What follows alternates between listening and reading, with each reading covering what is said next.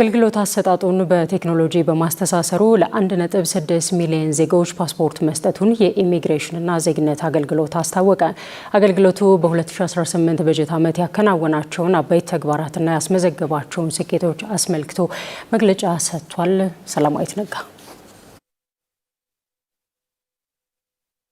የኢትዮጵያ ኢሚግሬሽንና ዜግነት አገልግሎት በ2018 በጀት ዓመት በሲቪል ቤተሰብ ምዝገባ አገልግሎት 6 ሚሊዮን ዜጎችን መመዝገብ መቻሉን አስታውቋል። የምዝገባ ስርዓቱን ለማዘመን በሰው ሰራሽ አስተውሎት ሲስተም በማበልጸግ መሰራቱና የተጀመረው የኤሌክትሮኒክስ ፓስፖርት የበጀት ዓመቱ ስኬት እንደሆነ የአገልግሎቱ ዋና ዳይሬክተር ሰላማዊት ዳዊት ገልጸዋል።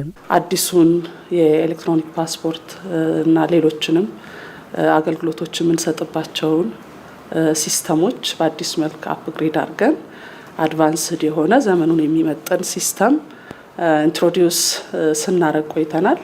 በተለይም በዚህ ዓመት ሙሉ ለሙሉ አገልግሎቱን በሄድኳርተር ብቻ ሳይሆን በክልሎችም ብሎም ወደ ሚሽንም እያዳረስን ያለንበት ሁኔታ ነው ያለውና በጣም እንደ ጥሩና እንደ ስኬት አድርገን በዚህ ዓመት የምንወስደው ሙሉ ለሙሉ አዲሱን ሲስተም ወደ ተግባር አስገብተን በዛም የተሟላ አገልግሎት መስጠት መቻላችን 42.7 ቢሊዮን ብር ገቢ መሰብሰቡን የገለጹት ዋና ዳይሬክተሯ አገልግሎት መስጫ ቅርንጫፎችን ወደ 23 በማሳደግ የአገልግሎት ተደራሽነት መስፋቱን ተናግረዋል። በ2018 በጀት ዓመት 42.7 ቢሊዮን ብር ተሰብስቧል። ከዚህም ውስጥ 5.4 ቢሊዮኑ በውጪ ያሉ ተገልጋዮች የተገለገሉበት የአገልግሎት ዋጋ ነው ማለት ነው። 1,633,104 ፓስፖርት አትመን ለዜጎች እንዲደርስ አድርገናል ማለት ነው። አጠቃላይ የኢሚግሬሽን የዚህ ዓመት አፈጻጸም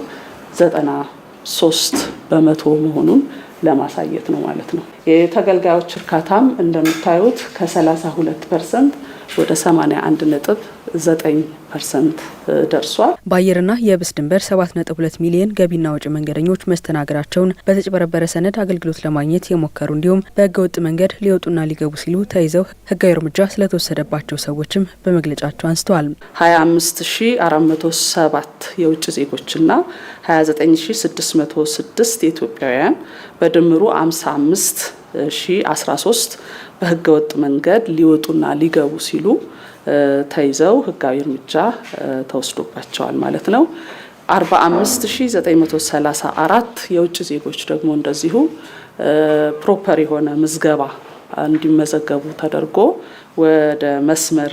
ወደ ህጋዊ መስመር እንዲገቡ ተደርጓል ማለት ነው። 4883 ግለሰቦች በህገወጥ መንገድ አገልግሎት ለማግኘት በተጭበረበረ ሰነድ ማለት ነው ይዘው ሲንቀሳቀሱ ተይዘው አስፈላጊው የህግ እርምጃ የተወሰደ መሆኑን እንግዲህ ዜጎች ወደ ኢሚግሬሽንና ዜግነት ጉዳይ አገልግሎት ሲመጡ ህጋዊና አስፈላጊ ሰነዶችን ይዘው መምጣት እንዳለባቸው አሳስበዋል። በውጭ የሚኖሩና የፓስፖርት አገልግሎት የሚፈልጉ ኢትዮጵያውያን አዲሱን የኤሌክትሮኒክ ፓስፖርት ማውጣት እንደሚችሉ አስገንዝበዋል።